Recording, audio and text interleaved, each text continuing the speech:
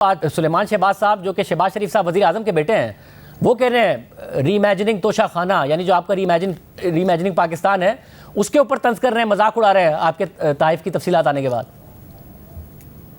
जी, उनका हक है, तंज करें, मजाक उड़ाएं, वज़ीर आज़म साहब के बेटे हैं, उनकी मर्जी है। अगर वो चाहते हैं तो पर्चा करा दें मेरे ऊपर, मैं तो हाजिर हूँ। मैं तो आज टीवी पे आपके सामने हाजिर हूँ। अगर मैंने कोई इलीगल काम किया है, मैंने कोई अनएथिकल काम किया है, कोई मॉरल काम किया, तो मैं हाजिर हूँ।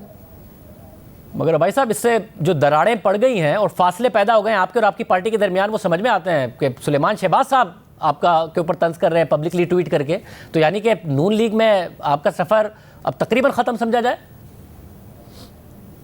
नहीं, मेरा सफ़र नून लीग के साथ है, सुलेमान शहबाज साहब के साथ नहीं है, ना किसी शख्स के साथ है। मैं जमात के साथ हूँ, पहले दिन से हूँ। जिसने तंज करना है वो तंज कर ले। मैं ना किसी पर तंज करता हूँ, ना किसी पर तनकीद करता हूँ, सीधी सीधी बात करता हूँ। मैंने ना कभी कोई रिकॉर्ड छुपाया है, ना कोई चीज़ छुपाने की कोशिश की है।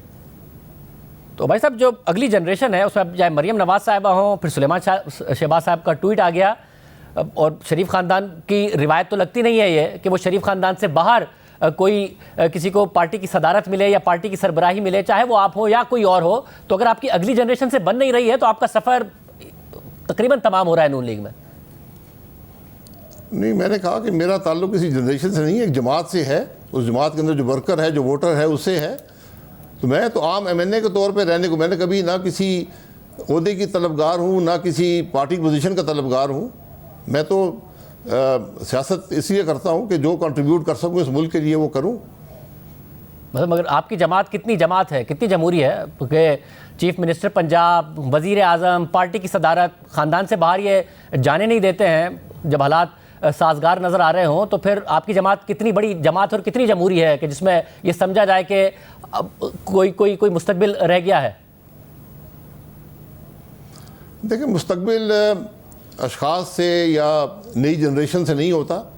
मुस्तकबिल ये होता है कि आप क्या कुछ कर सकते हैं उस मुल्क के लिए, आप क्या कंट्रीब्यूट कर सकते हैं, आपने क्या तजर्बा हासिल किया है, आपने क्या किया है, क्या नहीं कर सकते। ये चीज़ें आप वोटर पर, अवाम पर छोड़ देते हैं। अवाम ही इन बातों का फ़ैसला करते हैं।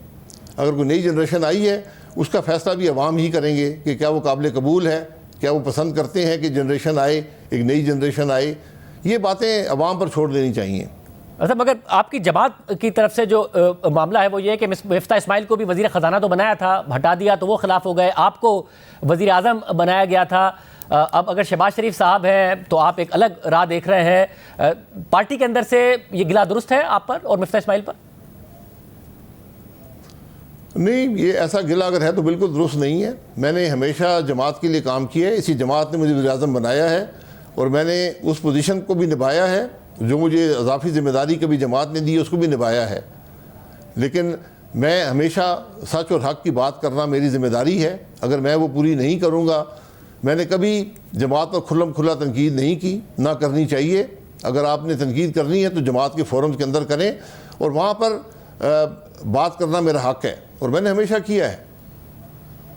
सब और इस वक्त जबकि इमरान खान साहब सड़कों पर निकल रहे हैं, आज भी निकले, ज़ाहिर अदालतों से उनकी तलबी हो रही है, वहाँ नहीं जा रहे हैं, मगर जब सड़क पर निकल रहे हैं तो क्राउड पुल कर रहे हैं।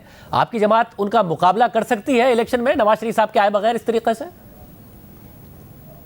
जी बिल्कुल मुकाबला कर सकती है। इंशाअल्लाह आप देखेंगे इलेक्शन जब होंगे, नवाज शरीफ साहब का होना उस चीज़ को और सैंक्शन करेगा और ये ज़्यादा जमात को मजबूत करेगा, क्योंकि वही हैं जो जमात के रूह रवां हैं।